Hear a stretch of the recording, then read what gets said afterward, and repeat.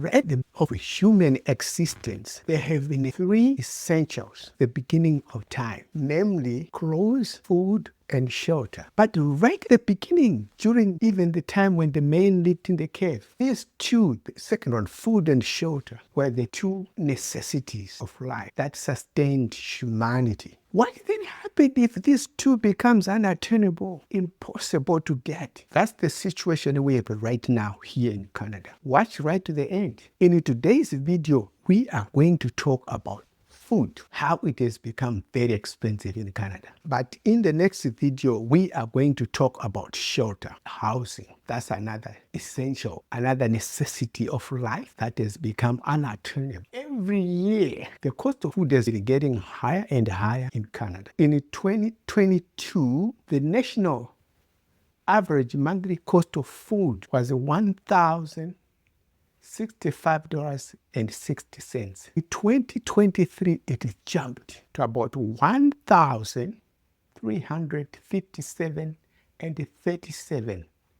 That's up $300 per month family.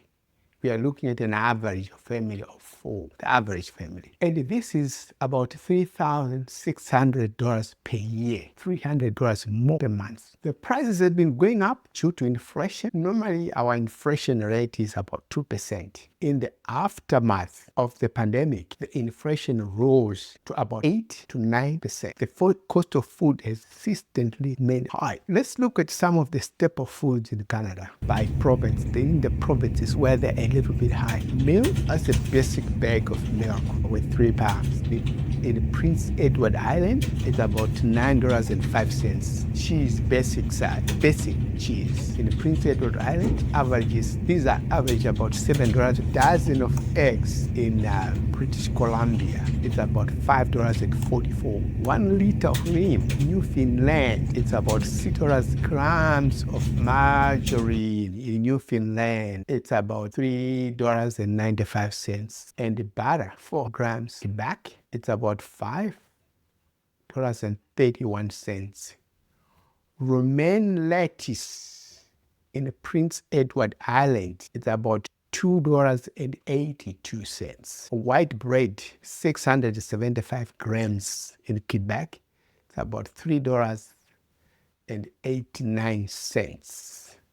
Pasta sauce, 650 milliliters in Quebec, it's about $3.76. These are some of the areas where some of these foods have gone very high. We also want to look at some of the prices across the provinces. In British Columbia, ground beef, it's 14 cents per kilogram. Canned soup is about $1 per 284 milliliters. Peanut butter is about $6.16 per 1 kg. And coffee is about $731 per 340 grams.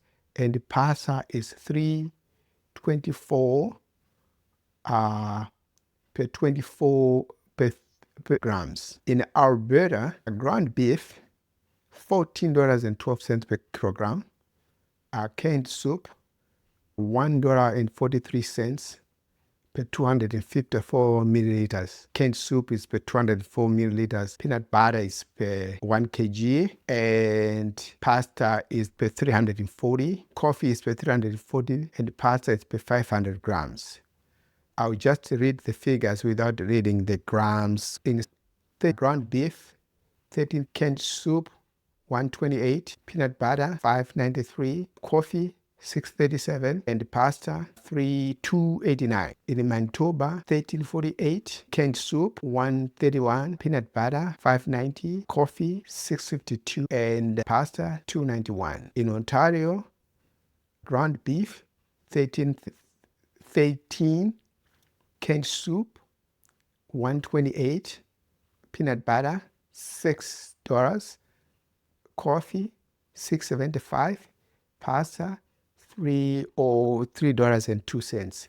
In Quebec, ground beef, $12.36, canned soup, $1.14, peanut butter, $6.30, coffee, $6 pasta, $2.84. In New Brunswick, ground beef, $12.49. Canned soup, $1.28. Peanut butter, $6.28. Coffee, $7.54. In Newfoundland, ground beef, $12.37.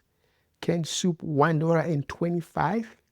Peanut butter, $6.11. And coffee, $7.60.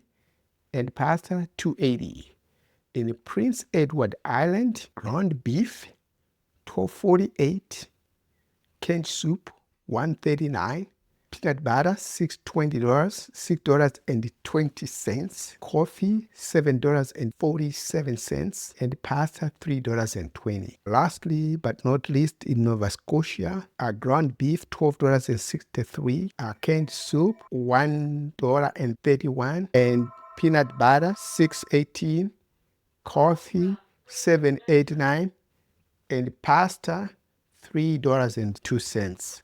Also, food prices 2 years in 2022. A family size of 2, food was $615 and 91 cents. And a family of 4 in 2022, $6.79 and 46 cents. But then fast forward to 2024, this family of 2 became 1,210 cents and 86 cents. That's how much they need for food, a family of 2. And then in a family of 4, it went up to $58.91. That's in 2024. So as you can see, from 2022, in a period of 2 years, the food prices is almost doubled.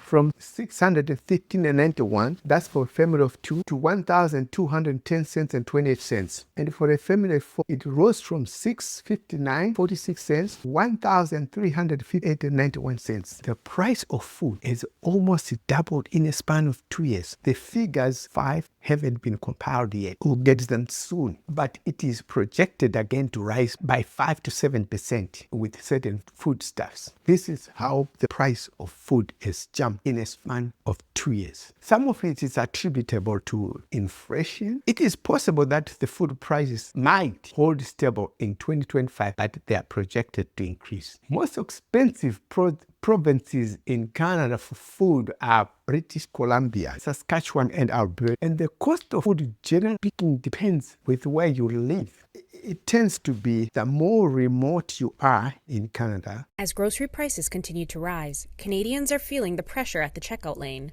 And for lower-income individuals, it's affecting the way they shop. According to the 2023 Canada Food Price Report by Dalhousie University, consumers can expect a rise in food prices across the board, with vegetables increasing the most at 6 to 8% this year. However, the prices of processed foods have and will remain fairly stable. As the most nutritious of food items ring up the highest, they become more inaccessible to Canadians with less to spend, which disproportionately impacts their well-being. If folks are unable to eat these foods, to purchase them, it could lead to a lot of negative health impacts in the future. So this could lead to nutrient deficiencies. It can lead to the development of chronic illnesses. Not being able to purchase foods can lead to things like the stress, anxiety, depression. Mensa adds this could also add burden to Canada's already buckling healthcare system. It will be more of a treatment-based healthcare system instead of a preventative healthcare system. Though there are no easy ways to stop food inflation, there are ways to deal with the rising costs. Finance expert Rubina Ahmed Haq advises to go back to basics. There are surveys that show that when you shop with a list, you spend 23% less because you're focused and you don't get off track. So you only buy the things that you need. The other thing is to shop the flyers. It's worked better to shop week by week rather than trying to do bulk 1 month shops. With bulk shopping, people often overshop and end up tossing food, which Ahmed Haq says is like throwing your money in the trash along with the spoiled food. She adds using mobile apps like Flip or Reebee to compare deals and price match can help lower your grocery bill. Another option for low-income Canadians is to access food banks. But this solution is far from perfect, as people often experience challenges in using them. Accessing food banks may force folks to see that they need help. So perhaps there's a lot of shame and guilt associated with them. Food inflation may show few signs of slowing down, nor is it likely we'll see the original price stickers. Eventually, higher interest rates will work into the economy, and inflation can become more manageable at 2% year over year. In the meantime, shopping for produce that's in season, looking for the best deals, and incorporating exercise into your lifestyle can keep you healthy, even as prices skyrocket. You live in the middle of nowhere where there is really no infrastructure, there are no big grocery stores. Food tends to be more expensive. But conversely, in those areas, houses tend to be affordable. Let's get into the ways how one can save on food. We've talked about how food is expensive. You can price match instead of shopping around. There is right now, there are apps that provide you look at the coupons online. You get the checkout, you tell them, show them from your phone. Here in the city, like we have 3 big stores which I won't mention much. They price match. Also, you can get the coupons online. There are paper coupons. And another way to save on food is to meal plan. You plan your meals weekly so that when you go to the grocery store, you shop the basics, what you need. And also write your grocery list before you go to the store. And let's now get into the cheapest grocery stores in Canada. We'll talk about the grocery store and its location. It's not like every grocery store is in every province. There are some provinces where certain grocery stores are not. We have Giant Tiger. Giant Tiger, it's in New Brunswick, it's in Ontario, it's in Quebec, and it's in Saskatchewan. And we have also Price Mart. These are like stores that discount groceries that you can have things affordable. And we have Price Mart. It's only in British Columbia. And then we have Walmart. Everybody knows Walmart is. It's all over Canada. And we have No Frills. No Frills store. They are all over Canada. You get them in every province and territories. For some of you are not familiar with Canada, we have 10 provinces and 3 territories. It's a very huge country, though it's somewhat sparsely populated. And also we have Food Basic. Food Basic, it's only in Ontario and it's much spread in southern Ontario. We have Maxi, spelled M-A-X-I. It's only in Quebec. And we have Freshco, which is in British Columbia. Fresh Company, which is a fresh company as in something being fresh, but it's abbreviated Freshco. And it's in British Columbia, in Ontario, in Alberta, and in Saskatchewan. These are the stores where if you go in and shop, they might give you a break on this price of food, which are skyrocketing. These stores which I've mentioned, like Giant Tiger, Smart, Walmart, No Frills, Food Basic, Maxi, and Freshco, they have discounted food prices. However, I'll share my own experience. From my own experience, some of these stores, the quality of the certain foods or certain goods they sell tend to be somewhat compromised. You have to be careful, of course, when you go there. You have to be careful of what you choose. In some of the stores, I wouldn't want to mention pick up on which store, but in some of the stores, I wouldn't buy perishables. You just go in and see what you can do. Yeah, okay.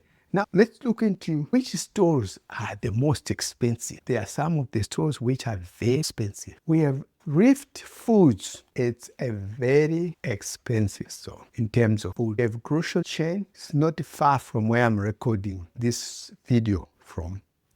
Sobeys. Their foodstuffs tend to be very expensive. We have another grocery chain called Metro. Their foods tend to be expensive. We'll probably do a video where I'll videotape some of the prices and them with some of the grocery stores. Safeway is Safeway.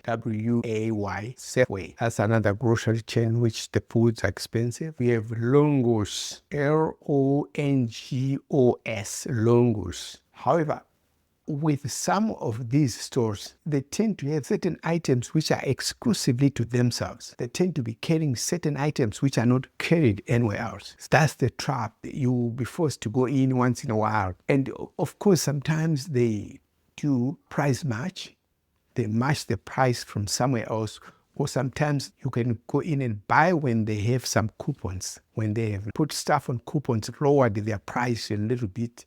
But when they lower their price when they are on coupon, sometimes they will be matching some of the stores, which is the normal price. Now, let's look at some options apart from just shopping from these traditional stores. Let's look at how you can shop. Once seasonally, especially like up here in Canada, the winters are brutal though. And then in summer, you have some farmers markets. Of course, you get them only in summer. Some farmers markets, you have where you can buy some food and stock them. You could buy some certain items, put them in a freezer, and then keep them the whole summer. But it's hard to keep this prep. So we have Halifax Seaport Market. You can go and buy some seafoods certain times of the year and keep them in your house. They tend to be cheaper than the traditional grocery stores. And also we have the Kami Farmers Market, Lawrence Farmers Market, and we have in Ottawa here, we have the Ottawa Farmers Market. So let's talk about a little bit about the increase of grocery. Food has increased. The increase has been related to general cost of living, inflation, transportation cost. When the price of gas goes up, the cost of transportation will go up. Subsequently, it will impact the cost of food because ultimately the supplier or the transportation company has to pass the cost to the final consumer. No one within the supply chain would want to absorb the cost because it will impact their profits. The cost of getting groceries at the grocery store has gone up as well because gas price has gone up. If I'm to drive to the grocery store to get some groceries, I'll have to pay more on gas. And also when I get to the store, I'll have to pay more on groceries. Cost of gas has affected the transportation cost for the distribution of food. Also affect the cost of me, consumer, you, the consumer, getting goods. The cost of gas becomes a double-edged sword. Full grocery bags often mean empty wallets these days. Price of groceries, very high, very expensive. Even people with money they're strapped. We're hoping that consumers will get a break in 2025, but it's not going to happen. The latest National Food Price Report estimates a 4-person family will spend about $800 more on food. And most of Eastern Canada, Quebec, New Brunswick, Nova Scotia, and Newfoundland and Labrador will see prices rise above the national average because of imports. The effects of climate change on crops and the low Canadian dollar, biggest factors. Our economy is not as strong as the U.S. as well, so that's probably going to impact our grocers' buying power overall. Foods with the most sticker shock, once again, meat shooting up between 4 to 6%, followed by vegetables 3 to 5%, and bakery and dairy items predicted to increase 2 to 4%. Rising costs already changing how we shop. They're usually $8.99.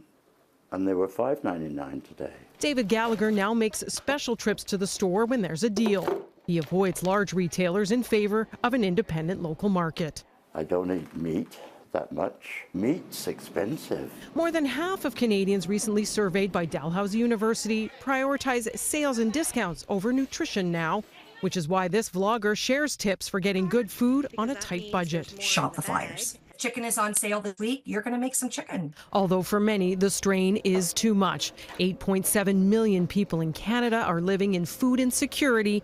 Food banks trying to keep up. When we look at middle-class families coming to us, we understand that the demands must be more in the household. People are trying to keep their lights on, pay their rent. The upcoming GST break will offer some relief, but when that ends February 15th, the squeeze on shoppers continues.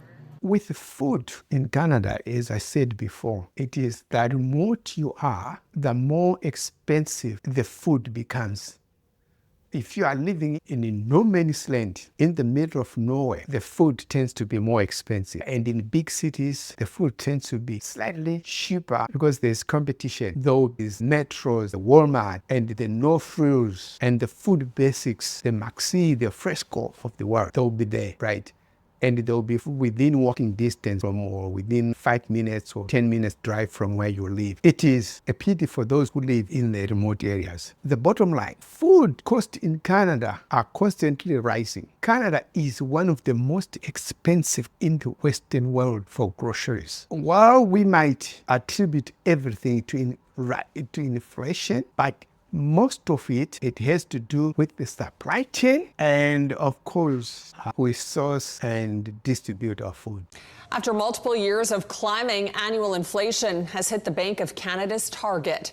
Statistics Canada says yearly inflation is down to 2%, dropping from 2.5% in July and reaching the lowest it's been since February 2021. An expert says prices at the gas station helped with the slowdown and expects there to be conversations about a larger interest rate cut next month.